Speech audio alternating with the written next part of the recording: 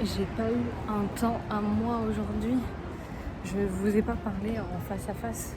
Il faut vraiment que je me pose. Là, je vais au Five Guys. Je crois que je vais manger le meilleur burger de ma life. Je n'en peux plus. J'ai marché toute la journée. On se retrouve après.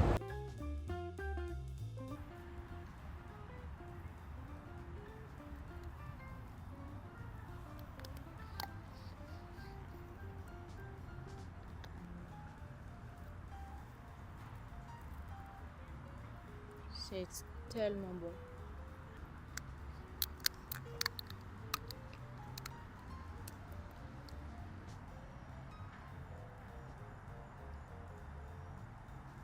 Bon, je me regarde dans le retour caméra. C'est pas le plus simple, hein.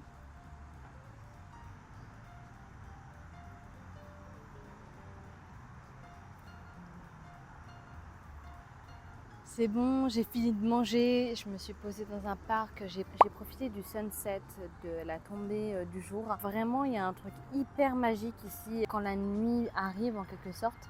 C'est hyper joli de voir le soleil se coucher. Là, je suis dans un parc et donc du coup, je me suis mis en fait dans un parc près de l'eau. C'est trop bien. Vraiment, je sais pas comment expliquer ça. Il y a quelque chose de très émotionnel, encore une fois, je vous en ai parlé hier. J'en profite également pour vous dire où est-ce que en fait je dors la nuit.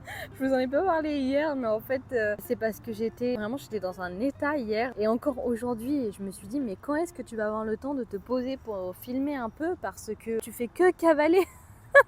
Tu vas d'un musée à un autre pour répondre aux questions aussi que vous m'avez posées sur Instagram. Du coup, je dors au HI New York Hostel, qui est une auberge de jeunesse. C'est ma première expérience dans une auberge de jeunesse. Ça me rappelle vraiment les classes vertes, les classes de neige que j'avais pu faire quand j'étais plus jeune. Je ne me souvenais pas à quel point ça pouvait être compliqué quand c'est des gens qu'on ne connaît pas. J'ai eu du mal à m'endormir. Alors après, il faisait forcément chaud parce qu'on est 8 dans une chambre.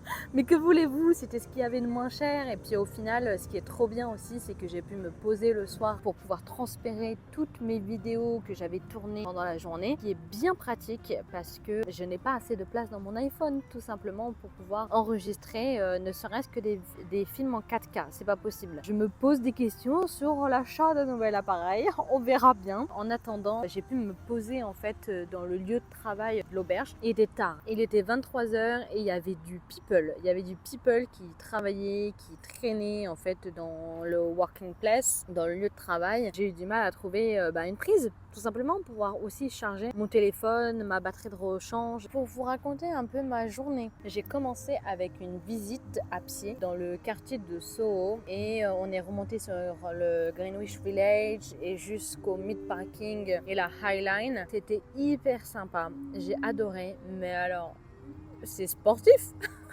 C'était hyper dense. Je recommande à fond cette visite. Notre guide était vraiment extra, elle nous a bombardé d'infos. J'ai appris plein de choses sur New York que je ne savais pas. Ça m'a aussi rafraîchi sur les séries phares et emblématiques comme Friends and Sex and the City.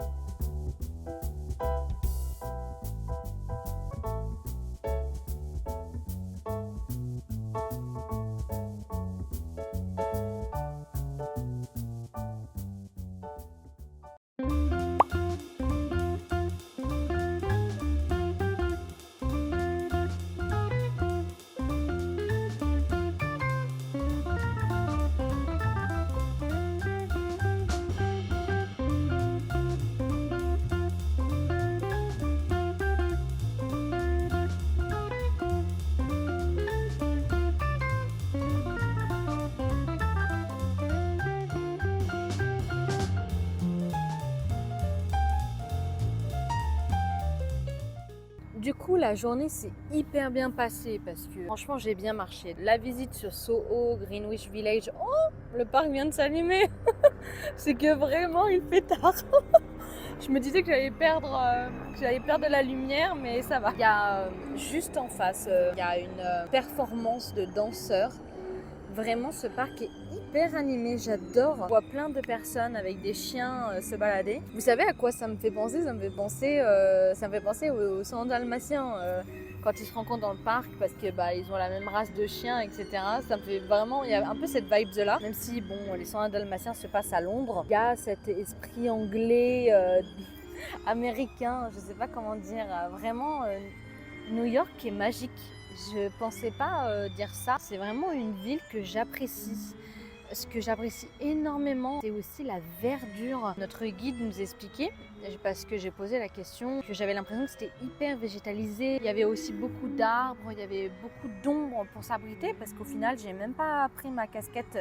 Enfin, j'ai pris ma casquette, mais je l'ai même pas mise pendant toute cette visite de la matinée, donc de 9h à 13h, parce que c'était hyper ombragé. Je pensais que c'était qu'une impression. Et du coup, j'ai posé la question à la guide en disant mais est-ce que c'est moi ou est-ce qu'il y a vraiment énormément d'arbres?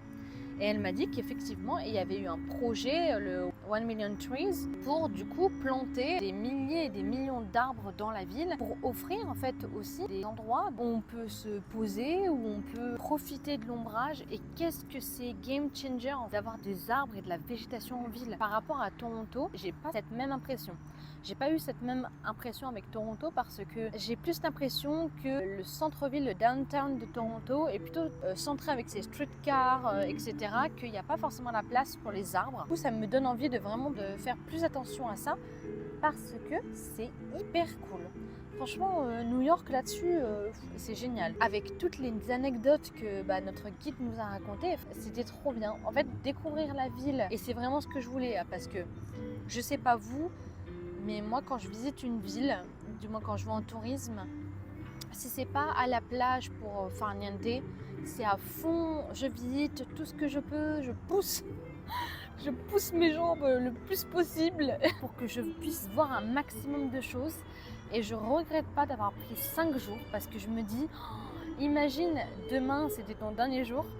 Mais déjà j'aurais pas pu voir tout ce que je peux voir et je pense que ça sera super de pouvoir demain du coup faire une petite pause.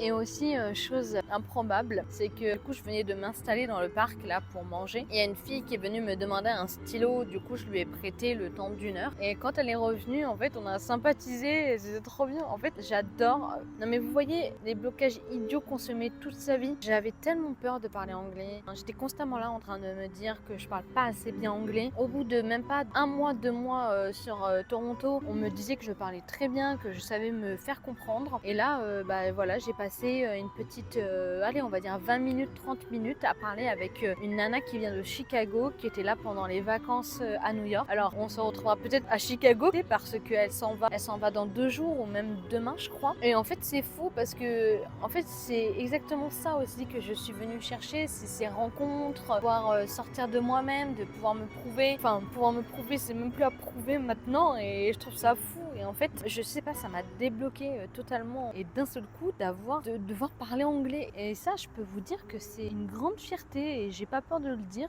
Je suis très fière du coup de ce que je suis en train d'accomplir, ne serait-ce qu'à Toronto. Je pense pas que ce soit la dernière fois que je vienne à New York. Ça, c'est certain. Que ça soit dans 1 an ou que ça soit, je sais pas, dans plusieurs années, je reviendrai. Bon, et avant de me faire manger par les moustiques totalement et entièrement, n'hésitez pas à me poser toutes vos questions dans les commentaires et aussi sur Instagram. Je suis si contente d'être partie, c'était vraiment sur un coup de tête, mais comment vous dire, en fait quand je suis arrivée à Toronto, ça a été tout de suite l'ambiance où il me faut un logement, il faut que je trouve du travail, il fallait faire toutes les démarches forcément pour bien s'installer. Et une fois que j'ai été installée et que j'étais dans cette recherche de travail, une recherche de travail c'est très intense, en plus je travaille à côté donc c'est intense aussi et j'avais ce sentiment de ne pas pouvoir avoir de vacances. Et Mais c'est bête parce que si je réfléchis, j'ai quand même travaillé de janvier jusqu'à avril. Enfin, je me suis même pas arrêtée de travailler depuis le début en fait de l'année. Je me suis pas accordé une seule fois des vacances. Je sais pas à quand remontent mes dernières vacances. Je crois que c'était à Noël. Pas à Noël quand même. C'était peut-être pour ça aussi que j'étais fatiguée, que j'avais besoin de me reposer. Bon, c'est pas du tout des vacances reposantes parce qu'on est sur de la bonne grosse marche, mais s'aérer l'esprit, faire en sorte de voir d'autres choses, une autre culture. En fait, c'est ça aussi que j'aime en vacances, c'est pouvoir s'accorder tout ce qu'on a envie de faire. Bon, bah là, vous m'avez vu, j'ai repris un burger frites ce soir parce que je savais pas trop quoi faire, j'avais pas envie de me casser la tête. Quoique j'ai failli faire un Pokéball. Bah écoutez, il y avait Five Guys à côté, voilà. Pour la deuxième partie de ma journée, je suis allée du coup au musée de l'Intrépide. L'Intrépide qui est donc un navire de guerre qui a servi pendant la Seconde Guerre mondiale et aussi pendant la guerre du Vietnam. C'était hyper cool.